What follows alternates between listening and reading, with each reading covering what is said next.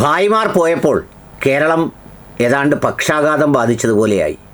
അതെ, ഇലക്ഷൻ പ്രമാണിച്ചും അതുപോലെ തന്നെ പാചകവാതകത്തിൻ്റെ ദൗർലഭ്യവുമൊക്കെ പ്രമാണിച്ച് ഭായിമാർ കൂട്ടത്തോടെ കേരളം വിട്ട് ബംഗാളിലേക്ക് പോയപ്പോൾ കേരളം ഒരുമാതിരി പക്ഷാഘാതം ബാധിച്ചതുപോലെയായി. എന്ന് മാത്രമല്ല, നിർമ്മാണ മേഖല, കച്ചവട മേഖല, മറ്റ് തൊഴിൽ മേഖല അടക്കമുള്ള എല്ലാ മേഖലയിലും അവരുടെ അസാന്നിധ്യം വലിയ വെല്ലുവിളി ഉണ്ടാക്കുന്നുണ്ട്.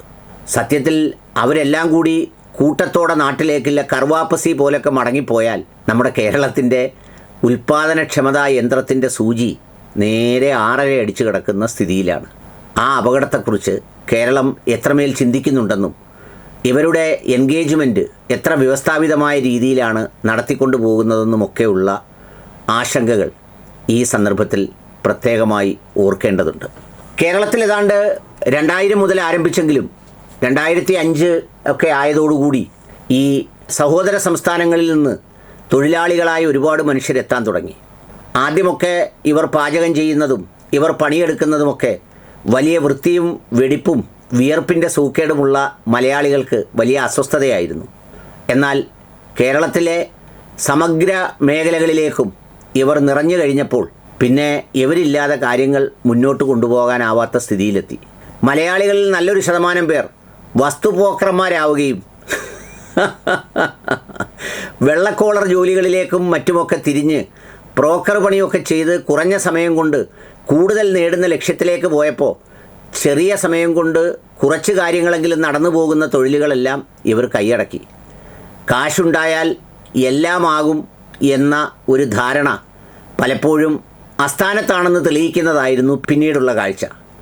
പശുവിൻ്റെ പാല് കറക്കൽ, പിന്നെ കൂലിപ്പണികൾ, മരം കയറ്റം, ചായക്കടകളിലെയും ഹോട്ടലുകളുടെയും ഒക്കെ തൊഴിലുകൾ, പ്ലൈവുഡ് മേഖലയിലെ പണി എന്ന് വേണ്ട കട്ടക്കമ്പനിയിലെ, ചൂളയിലെ എല്ലാ മേഖലയിലെയും, എന്തിന് വീട്ടിലെ സഹായികളായി പോലും ഈ ഭായിമാർ നിറയുന്ന ഒരു സ്ഥിതിവിശേഷത്തിലെത്തി.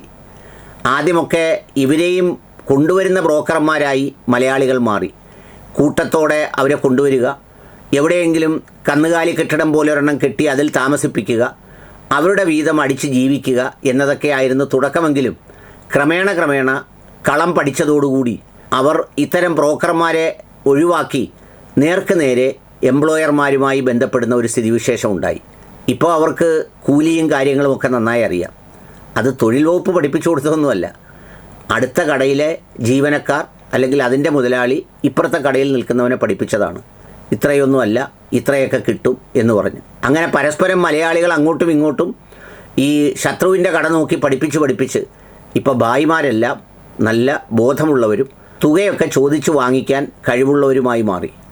അവരെല്ലാ മേഖലയും അങ്ങനെ നിറഞ്ഞു നിൽക്കുമ്പോഴാണ് പണ്ട് കോവിഡ് വന്ന ഒരു പ്രതിസന്ധി ഉണ്ടായത്.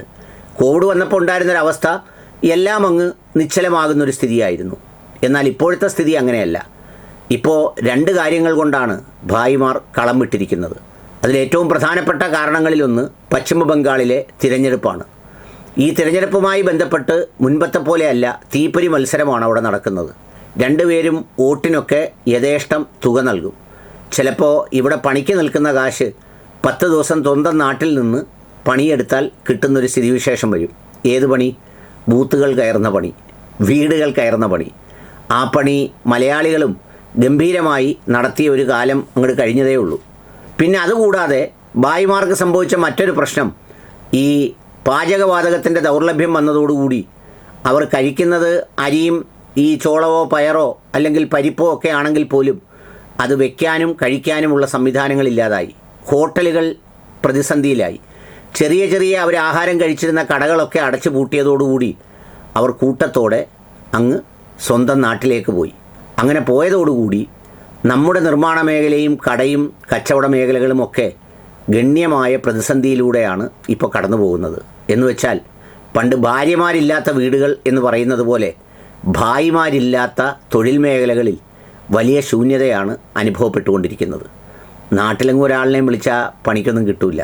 അഥവാ പണിക്ക് വരുന്ന ആൾ അവിടെ വരുമ്പോൾ മുതലാളി അടക്കമുള്ളവർ തമാശകൾ പറഞ്ഞ് ചിരിപ്പിച്ച് പാട്ടൊക്കെ പാടി കൊഞ്ചിച്ചില്ലെങ്കിൽ എന്ന് വെച്ചാൽ ആ പണിയുടെ ഒരു പ്രയാസവും അറിയിക്കാതെങ്ങാനും നിർത്തിയാൽ കുറച്ച് സമയം നിൽക്കുമെന്നല്ലാതെ ഇല്ലെങ്കിൽ കളം വിട്ടങ്ങ് പോവുക ആൾ. അപ്പോൾ അതുകൊണ്ട് ഇവരെ ഇനി എന്ന് വരും എന്ന് കാത്തിരിക്കുകയാണ്. ഇലക്ഷൻ കഴിഞ്ഞ് ഭായിമാർ തിരിച്ചെത്തിയിട്ട് വേണം കാര്യങ്ങൾ നീക്കാൻ.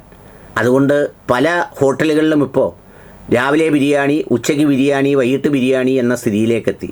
അതാവുമ്പോൾ ഒരുപാട് വൈവിധ്യങ്ങളൊന്നുമില്ലാതെ ഒരുമിച്ച് കുഴച്ച് വേണമെങ്കിൽ വിറക് കൊണ്ട് പാചകം ചെയ്ത് എത്തിച്ചാലും മതി.